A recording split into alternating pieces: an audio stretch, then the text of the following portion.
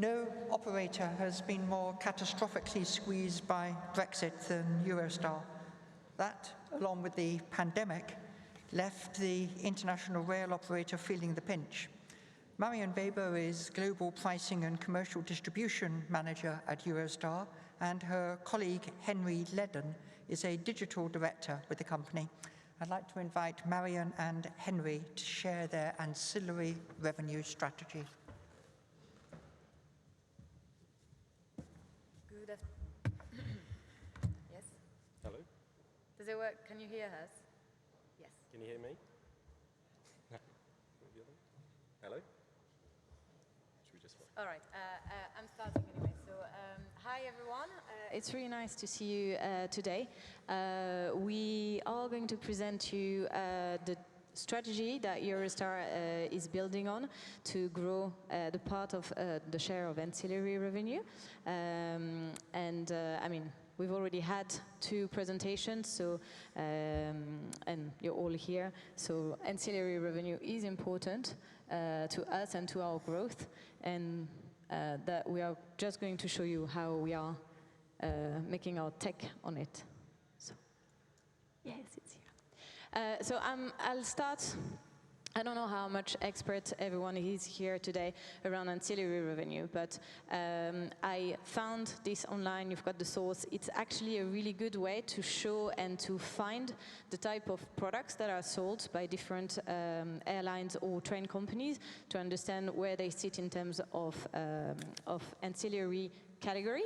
So you have in the right, in the middle, you have the core product, which basically is the ticket for us, the train ticket that you are going to sell, going from A to B. You have then some ancillaries that are linked to this ticket, which could be I mean, seat assignments that have been talked earlier. You could have fare logs, reservation changes, exchange fees, etc. And at Eurostar, this is my perimeter, so that's the type of ancillary that our team in pricing, and there are a few here, are looking after and making sure that we are taking the best contribution for Eurostar. And then there's the second center, which is commission-based ancillary, and all of that are being sold online in Henry's team. And same here, we are just also looking at expanding and increasing the contribution of those products. Just the ancillaries at a glance for Eurostar. We have, so it's everything based, so that I'm not sharing any confidential information, but we have had a steady growth of ancillary revenues along the years, with 2019 being our biggest revenue. So the main thing that can be seen here is like shifts that we have had in our growth from 2016 to 2017.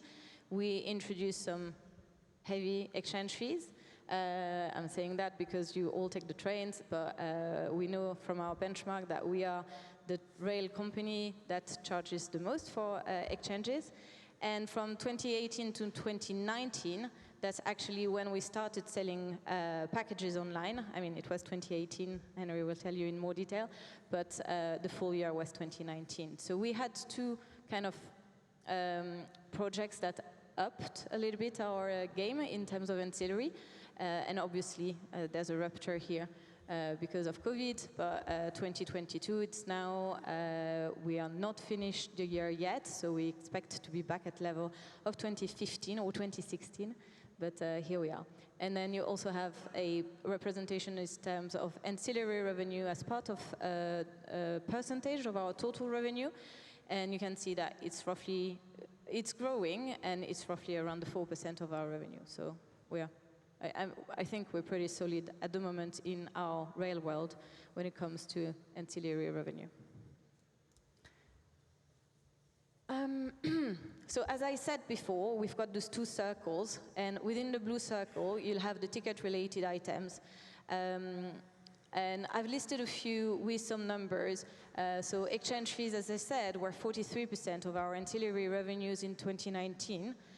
but they've gone to 26% in 2022, mainly because we have changed our ticket flexibility conditions, making it easier for customers to exchange for free closer to departure.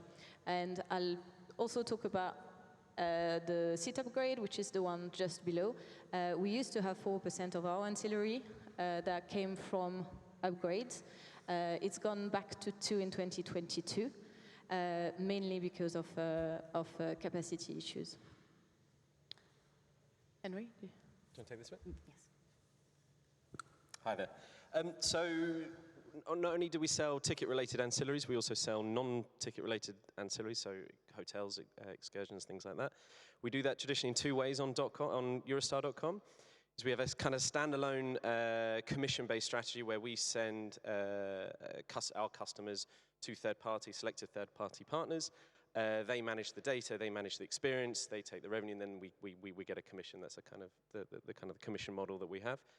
But in 2018, we also launched a packaging or kind of an integrated model. So this is where we take the train and we combine it with a hotel element, creating a new offer, a packaged offer.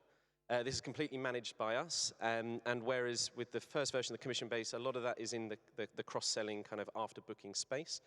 When we launched this kind of digital functionality, it meant that we could put it in more customer touch points. And I'll go into the results in a second, but this means during train booking, we can cross-sell hotels and various other elements, but also we created a new booking journey for customers where people could search for the combined offer.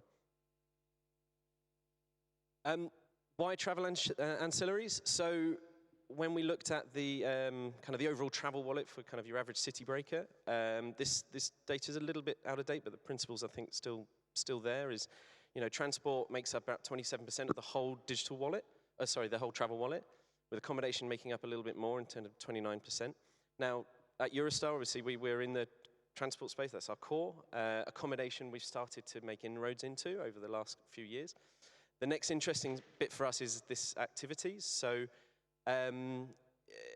if we can integrate and build a packaging proposition with some of these activities, we feel like we can start to tap into that kind of experience-led travel, where you create an opportunity or sell a ticket which will actually promote the overall booking and get more customers towards you. So if you think like a theatre break or a concert or a sporting event, you sell a ticket at it's low revenue, but it actually stimulates the entire booking. So this is a really interesting area for us over the next couple of years.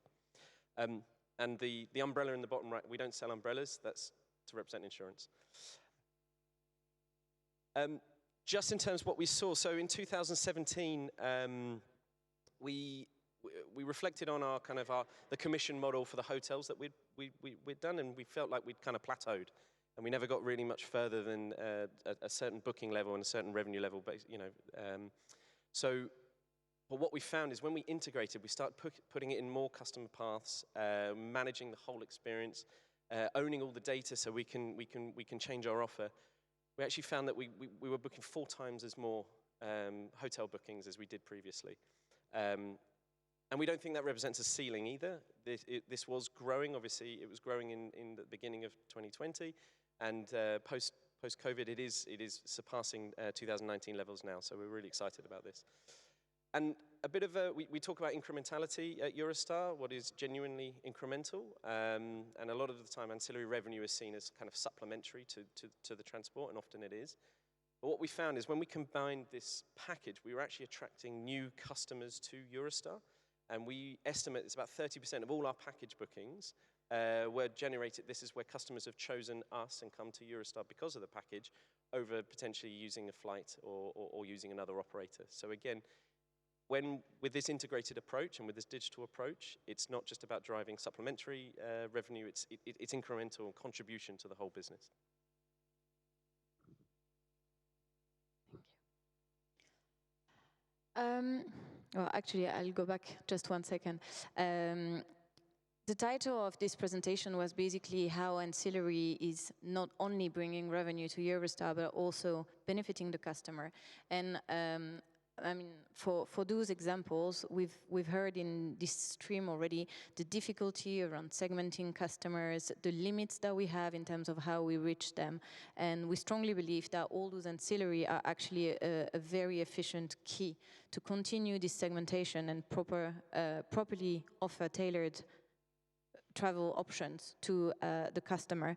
So there's a strong will from Eurostar to continue investing in those ancillary and developing them further. And I'm finishing with that. So there's, for anyone who's interested in ancillary and doesn't know about it, there's a really great yearbook for ancillary revenue called Cartroller. And so I picked up from the report where the other airlines are and where we as a train company sit in a benchmarking landscape. And as you can see, we're pretty much not at the bottom, actually. You've got a lot of other operators below us. But among the incumbents, I think that's how we call them, but basically all the traditional airlines. And you can see that any airlines that has got like 40+% of ancillary revenue that generate 40% of the total revenue. That's mainly the model of low-cost carriers. So at the moment we are kind of around the 4%, and we aim to continue growing. I'm not going to say sky is the limit because that would be unfair advantage to our competitors, but yeah, we will continue to grow. That's it. Thank you very much.